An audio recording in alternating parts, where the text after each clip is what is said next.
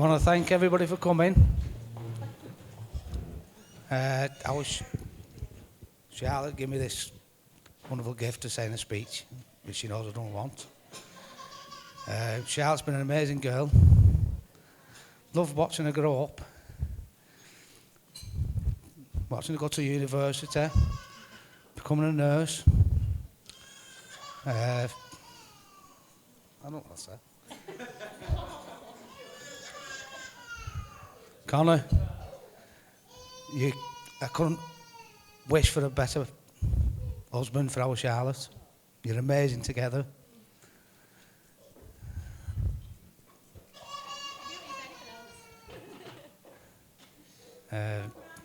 Right. I'm not going to say.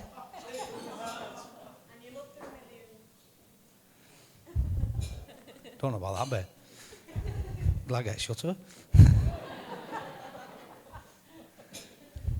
Right. Would you toast? Raise your glasses. Charlotte and Connor.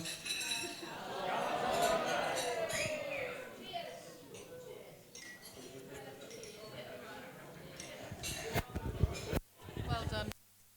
Well, Brandon, thank you very much for that speech and your kind words. I've actually wrote that down, but it's short and sweet. Hello, everybody. Thanks for stirring. I'd like to welcome you all to our wedding. Finally, we made it. You know, on any day, this would be special, but given what's gone on over the last 2 years or so, this really is the best feeling in the world. Firstly, thank you all for your generous gifts, your cards, and your well wishes. Charlotte and I are really humbled that you could all make it here today. We know it's not exactly right on your doorsteps, so we really do appreciate that everyone has taken the time out, time from work to spend it with us. So before I get to my long list of thank yous, I just want to say, unfortunately, as with all occasions, it's not possible to have everyone we love to be here with us today. So with that in mind, can I please ask you all to raise your glass, not only for yourselves, but for those absent friends and family too. To absent friends and family.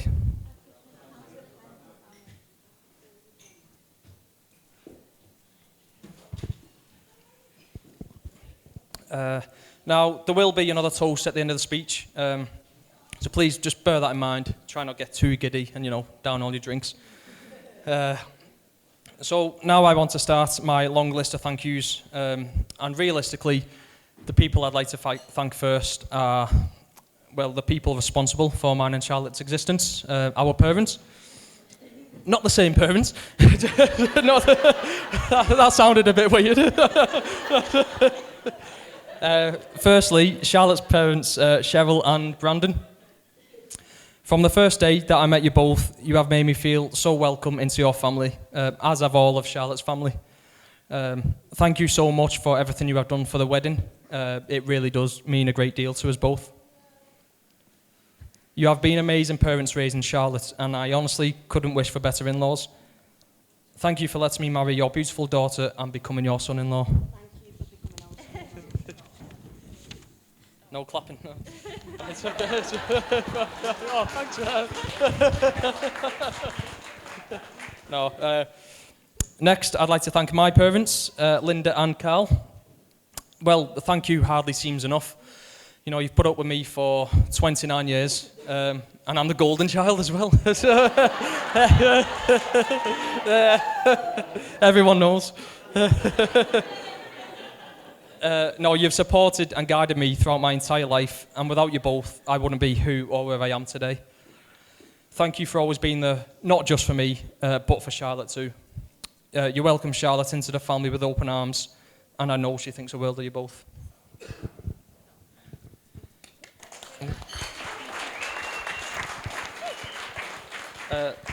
Also, I'd like to quickly shout out my sister, Leisha.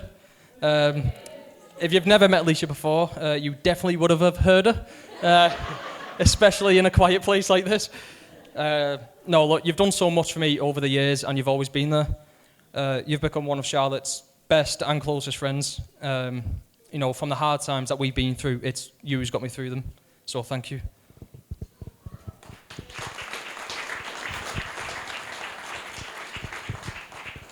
I'd like to shout out and thank Charlotte's bridesmaids, who are just sitting on that table there.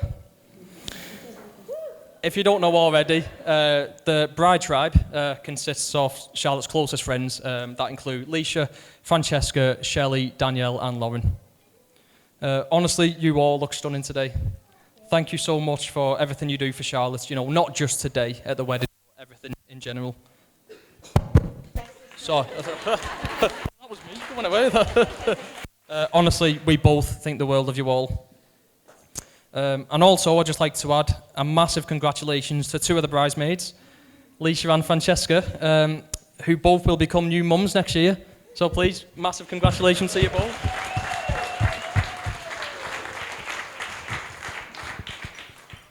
I'd like to thank the team here at the Ashes Barns. Ever since we first booked the venue, the entire team have been super helpful. A big shout out to Lara, the events manager, who has been amazing in all of this.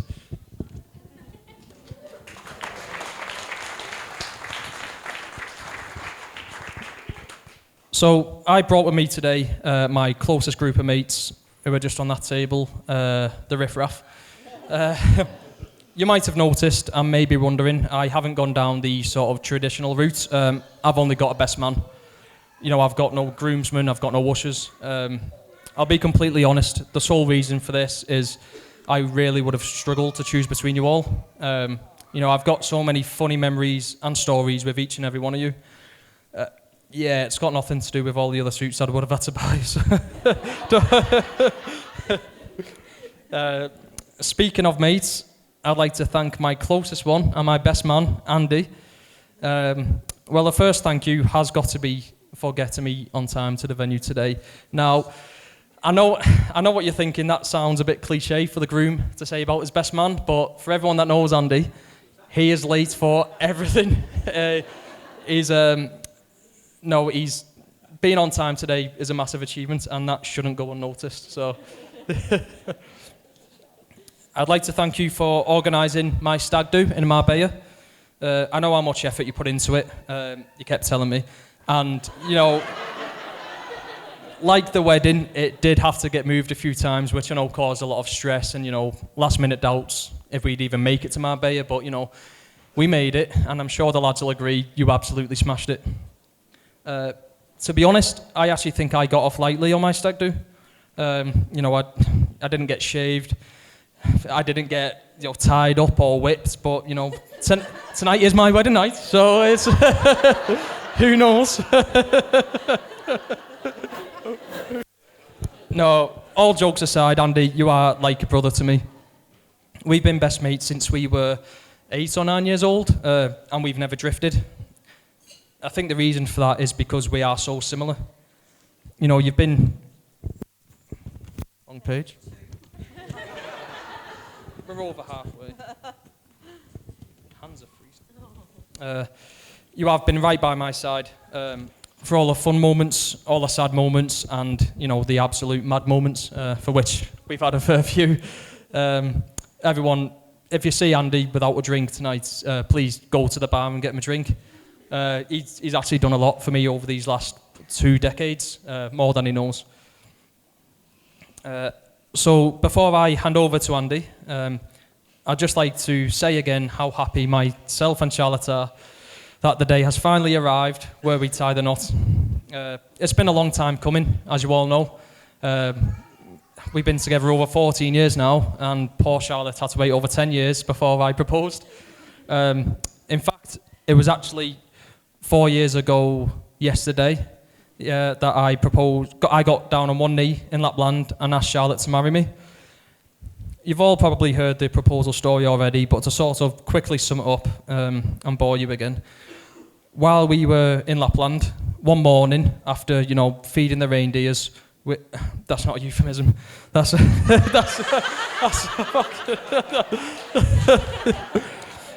we were after feeding the reindeers, we were walking. we were walking through a very quiet forest next to a frozen lake. Where actually the night before we stood on the frozen lake and we saw the Northern Lights. And the forest was beautiful. It was, so peaceful, full of snow, very romantic. And Charlotte turned to me and, can you remember what you done? No. Yeah, Charlotte, very romantic, decided to launch a snowball right in my face. Bear in mind, it was around minus 25 degrees, and my face went numb. So this sort of quickly escalated into a snowball fight. So I sort of ran further into the forest. I discreetly placed a message in a bottle that I had up against a tree in the snow. And Charlotte, as we carried on walking through the forest, Charlotte saw the bottle, she opened it up, and then she began to read the letter. Now, the letter started by asking Charlotte not to turn around until she had read the entire letter. Meanwhile, I was waiting behind Charlotte on one knee with the engagement ring in hand. Any tears? No one? No? Well, just go ahead. Well, I'm sure Charlotte agrees it was very emotional. It was just me and Charlotte in this beautiful forest. We both had goosebumps, shivers, there were tears, floods of tears. And I'm pretty sure at one point a little bit of wee came out. Yeah, but no, eventually Charlotte calmed me down. I popped the question and she said yes.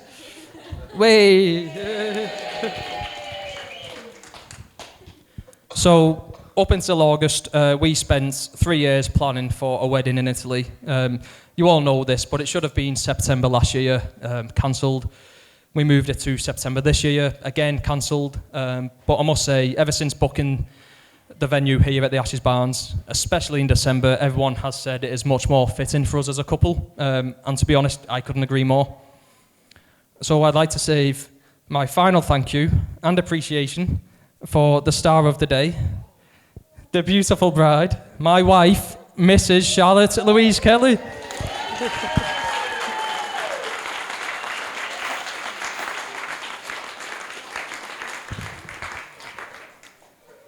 Firstly, the first thank you has got to be for all your efforts in planning our big day in just 4 months. I know I've been more of a hindrance and an annoyance than a help, so you should take all the credit for what's been such an amazing day. The biggest compliments that I can give to you is actually something I wrote in a letter that you read this morning, which is not only have you made me fall in love with you, but you've made my entire family and friends fall in love with you as well. You look absolutely amazing, and I'm so lucky to be standing here by your side as your husband. Charlotte, every single person in this room thinks the world of you.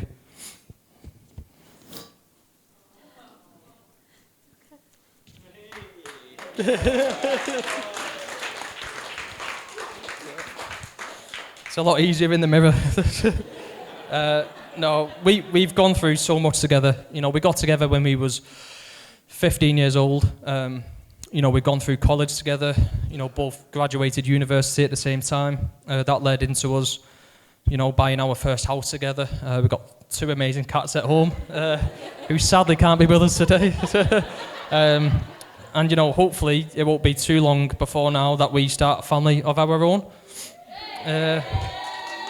Cheryl, I know you've been asking, but Yeah, but all to get is pictures of kittens. yeah, we've been practicing, so it's.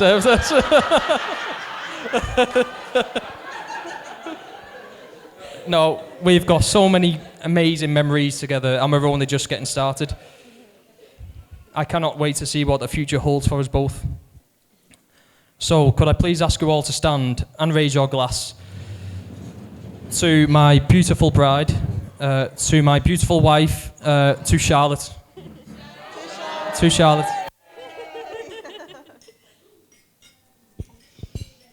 That was a big gulp. So, once again, thank you very much, everybody, for being part of our special day. You can sit down. So, you know, I've gone on, I could go on for longer. I've probably gone on for too long.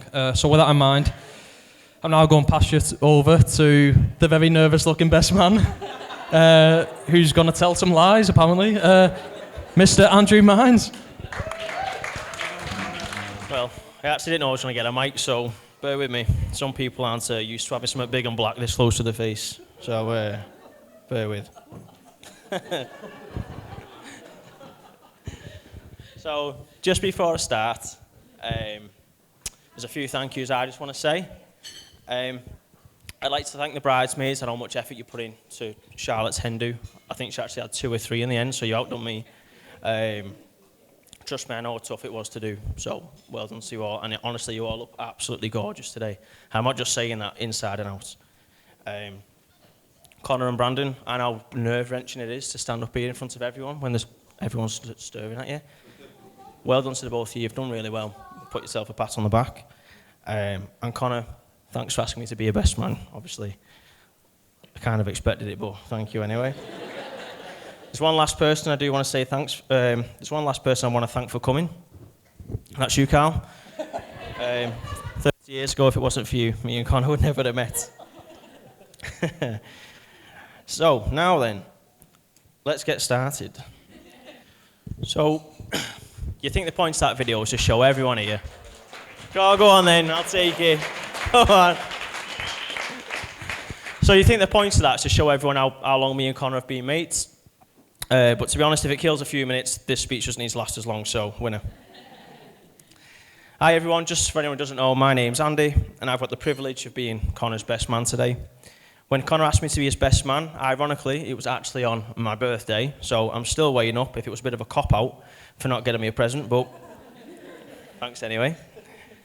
Either way, as you can imagine, I was honoured, but being the best man is a bit like when your girlfriend asks you to wear a condom. No one wants to do it, but you know you have to. It's a bit of a risky one, I'm not going to lie. So, I've known Connor for 22 years, and I'm proud to call him a friend, but to be honest, I do think of him as family. And it's with great pleasure that I stand here today and be part of the Kelly wedding. Honestly, over the past 14 years, I've seen Connor and Charlotte both grow and mature individually, but still have the same energy and fun as if they were still 15. Some couples you look at and you just know that it's going to last a lifetime. So, over the next few minutes, I'm going to take you on a roller coaster ride of what's Connor's life to date, but on second thought, maybe a carousel. It'll be a better comparison to Muse, because he's a little bit vanilla. My idea of the best man's speech was always to stitch up the groom. Connor's been with Charlotte since he was 15, so no ex-girlfriends or dodgy nights out in bar 44, and I've got plenty of those. He's one of the nicest and most genuine people you'd ever meet, so that's him being an idiot straight out the window. He went to uni and got a first honours degree at university, so I can't even rip him for being a bit dumb. And to finish off, he looks like that. I'm the one that's been stitched up here.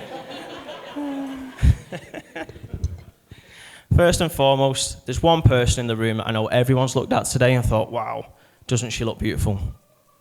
Although it is assumed of me as the best man to compliment the bride, it's with no doubt that I'd already pictured how stunning that you'd look today, Charlotte. I know everyone will agree with me when I say my word, you've surpassed everyone's expectations. And I just want to take a moment to say that you basically look incredible. Connor made you wait 10 long years, as he's already said. Yep, that's 10. Sadly, the pandemic did delay this day for a further 15 months.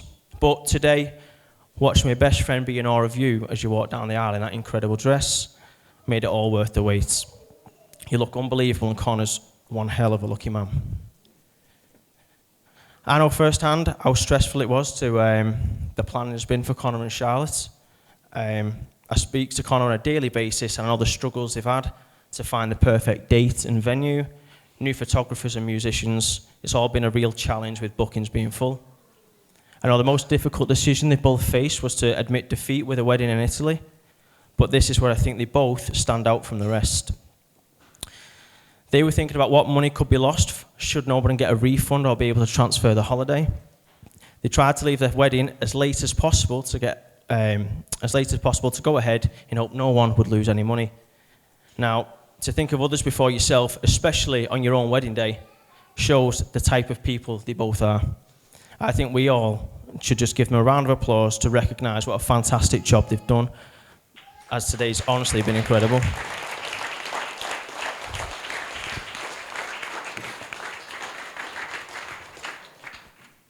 So over the years, there's been a common joke that when me, Connor and Charlotte have been out, someone was the third wheel. Personally, I still don't think it was me. But now you're husband and wife, I think I've got to admit defeat. So on that note, I've actually got a gift for you today, Charlotte. I think it's time, where have we gone? Football and the lads' nights out might take a step back now that you're married. So here it is, my present to you. Lara, could you please bring it over for me?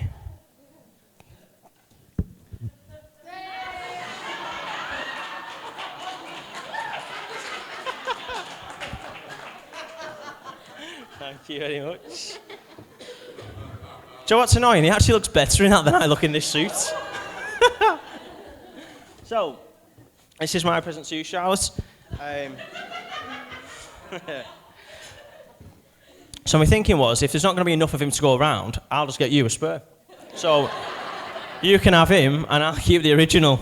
And to be honest, he's probably a lot stiffer than Connor's ever been anyway. Oh, win-win. Is he going to stay there or what?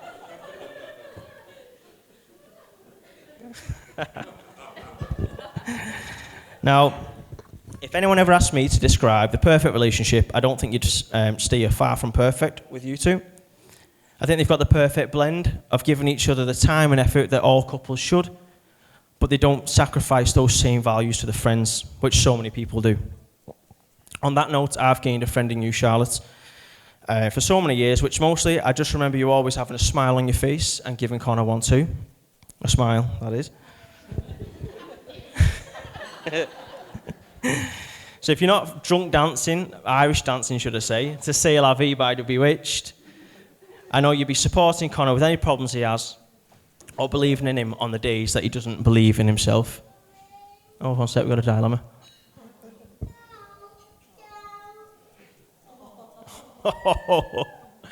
Carry on. So, I know Charlotte Irish dances to C'est La Vie. Connor, do you dance to C'est La Vie? Or is it just Run DMC that you dance to?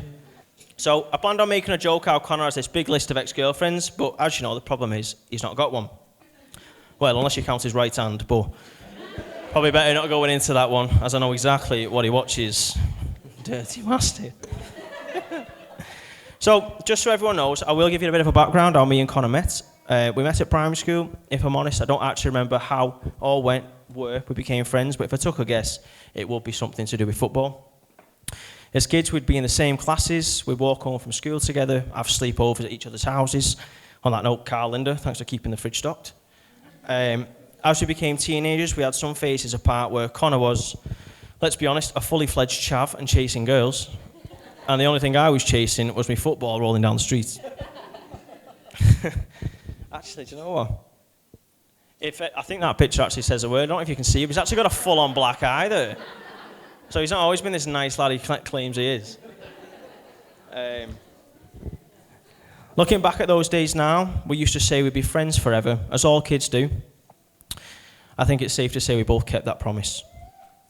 It's actually ironic how we've been friends, we've been so close for all these years. We're so similar with hobbies and opinions, but so different when it comes to everything else. I think Connor's already actually picked up on this. And one example of that is being on time. So I'm actually going to defend myself a bit here. What 15-year-old kid would rather walk 50 minutes to school than stay in bed than get a nice warm bus? Connor. Meanwhile, I'm walking back to the house thinking of a new excuse to tell me mum why I've missed the bus again. What 21-year-old lad picks and irons an outfit for town 1 week in advance? Boxers and socks included. Connor. I'm sprinting around the house looking for any washed clothes to wear because the taxi's picking me up in 10 minutes' time. And more recently, what 29-year-old man sets his alarm for 7 a.m. on a Sunday morning for no other reason than to have his food shop done by 9? It's people like you that have people like me running around the shop come 4 p.m. with nothing to buy. Honestly, the list goes on. Charlotte, I hope he's not early for everything. Anyway, getting away from him and his shopping list, I've actually got a present for you as well, Connor. Couldn't leave you out. If you just please open that for me. I hope you like it.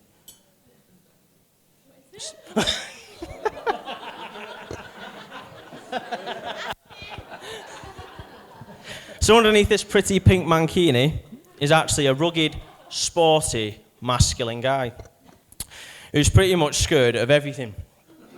Roller coaster rides, nope, he's scared of heights.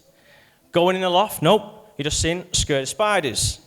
Horror films, scared of being scared. Sleeping in, no, scared of Barbara down the road is going to beat him to Tesco in the morning. Now, I'm actually going to mention the stag do, but as the old cliche goes, what goes on a stag do stays on a stag do. Except in our case, COVID. Isn't that right, Bob? The only one who came back. Anyway, about a month before we flew to Marbella, the WhatsApp group was going off and all the lads were buzzing to go. Then Boris's announcement unfortunately meant 4 of the lads now couldn't make it. We did think of alternative options in the UK, but to be honest, after smashing half, to be honest, nothing came close to a villa in Marbella. It was a tough decision to go ahead without Connor's close mates, I'll be honest, but I think we can all agree it was the right decision for Connor because you're only going to get one. I really hope we give you the best send-off that you deserve because there's no one else I know that does deserve it more. For those of you that don't know, Connor quite fancies himself as a mini Tiger Woods. He actually was adamant that he wanted to travel to Spain in one of his new golf outfits. Personally, I don't actually think that the yellow and orange went that well, especially the hat. But each to their own, eh? For anyone's not seen, this is actually where we stayed.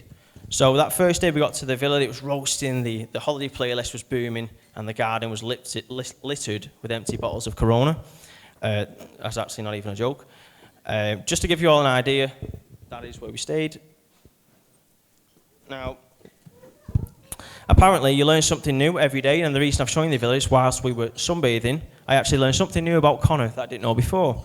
Connor actually shaves his legs. It's full on, like, razor to the skin.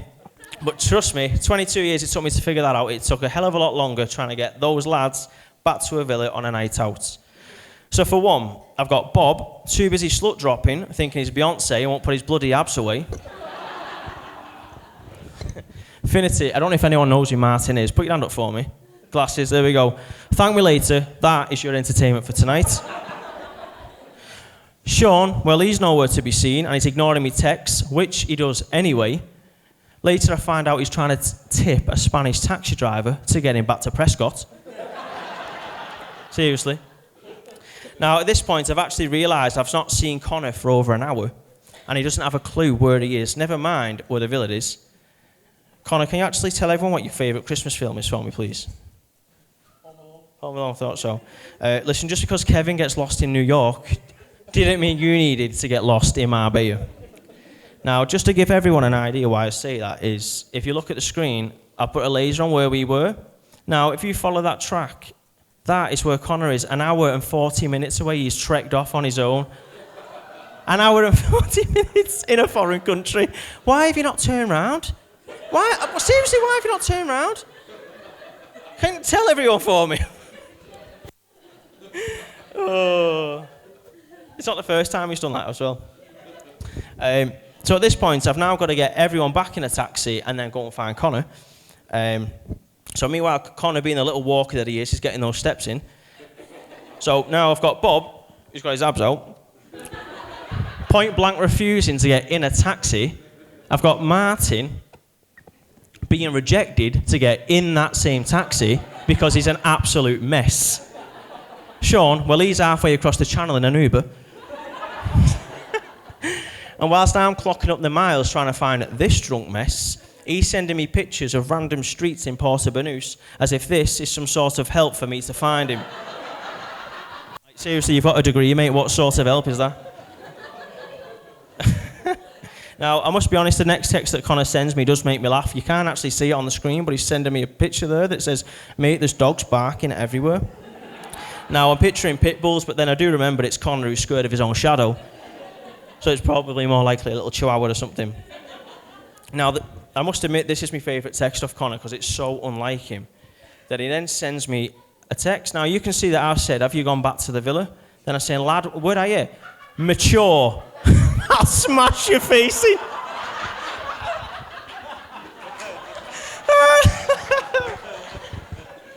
Oh my God. Honestly, the amount of effort that stag dude took, you're looking at him fill your face in for sending me that.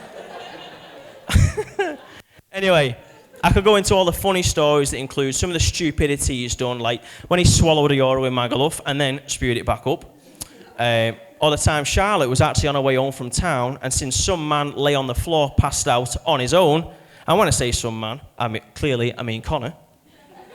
But instead, I'd rather focus on all the smart moves he's made, his career, his relationship he has with his family, and his friendships. They're all a reflection on the exceptional man that he's grown to become. But really, the smartest move that he's ever made was to marry you, Charlotte.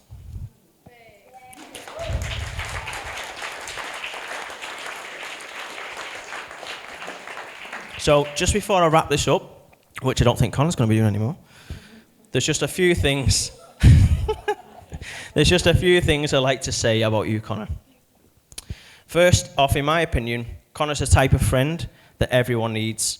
Someone who doesn't just give advice, but gives the right advice.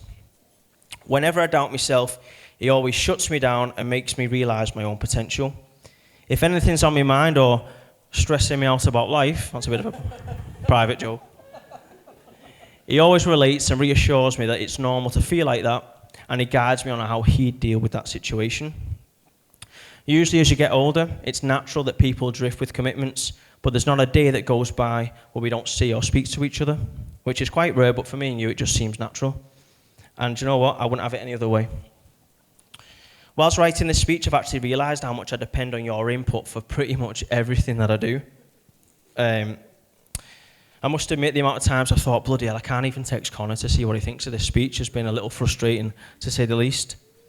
We've grown up from little kids in the school playground to the cocky teenagers and first kisses, to girlfriends and lads' holidays, to now the first wedding day, and I'm sure soon to be first child. Along that journey, I think you've beaten me to each of those milestones every single time, but what a better person is there out there to trail behind? Me and Connor actually used to work together. The company was becoming a more difficult place to work for reasons I'm not going to bore everyone with.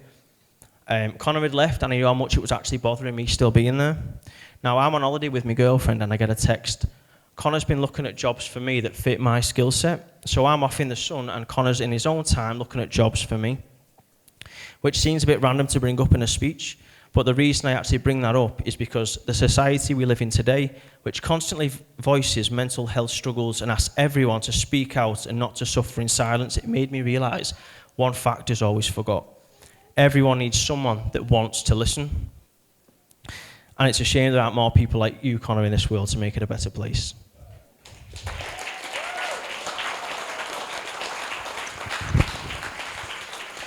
I just want to say thank you for all the years we've been friends, the advice, the memories, all of it. I genuinely don't think I'd be the person I am today without you. Can we all please raise our glasses to Connor and Charlotte? Let's make a promise to everyone in this room to make this a celebration to remember. To the bride and groom, Mr. and Mrs. Kelly. Well